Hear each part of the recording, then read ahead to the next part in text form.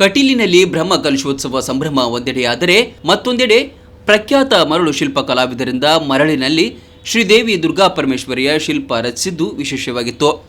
ಮೂಲತಃ ಬಂಟ್ವಾಳದ ಹರೀಶ್ ಎಂಬುವರು ಪ್ರಖ್ಯಾತ ಮರಳು ಶಿಲ್ಪದಲ್ಲಿ ಅತ್ಯಂತ ಪ್ರವೀಣರಾಗಿದ್ದು, ಈ ಹಿಂದೆ ಮಂಗಳೂರು ಕದ್ರಿ ದೇವಾಲಯದಲ್ಲಿ, ಕುಡುಪು ದೇವಳದಲ್ಲಿ ಹಾಗೂ ಬೀಚ್ ಉತ್ಸವಗಳಲ್ಲಿ ಹಾಗೂ ಶಾಲಾ ಕಾಲೇಜುಗಳಲ್ಲಿ ಹಲವಾರು ಮರಳು ಶಿಲ್ಪವನ್ನು ರಚಿಸಿ ಪ್ರಖ್ಯಾತಿಯನ್ನ ಗಳಿಸಿದ್ದರು.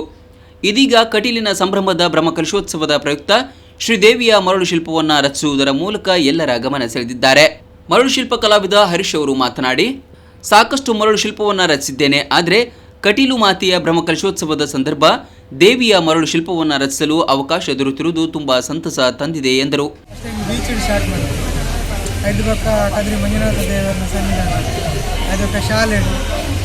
ಕೆಲವು ಸಂಘಟನೆಗಳು ಸ್ಯಾಂಡ್ ಆರ್ಟ್ ಮರಳು ಶಿಲ್ಪಿ ಕಲೆನೆಗಳು ದುಮ್ಮು ಬಾತನ್ನು ಹಿಡಿಮುಟ್ಟ ಕಟೀಲು ಕ್ಷೇತ್ರ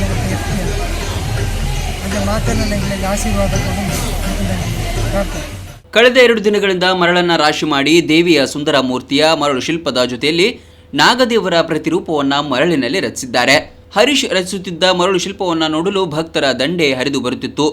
ತುಳು ಸಿನಿಮಾ ಹಾಗೂ ತುಳು ರಂಗಭೂಮಿಯಲ್ಲಿ ಸ್ಟೇಜ್ ಡಿಸೈನ್ ಆರ್ಟಿಸ್ಟ್ ಆಗಿರುವ ಹರೀಶ್ ಎಂಬುವರ ಜೊತೆಯಲ್ಲಿ ಸುರತ್ಕಲ್ ಪ್ರಸಾದ್ ಮೂಲ್ಯ ಹಾಗೂ ಅಯ್ಯಪ್ಪ ಎಂಬುವರು ಸಹಕರಿಸಿದ್ದಾರೆ.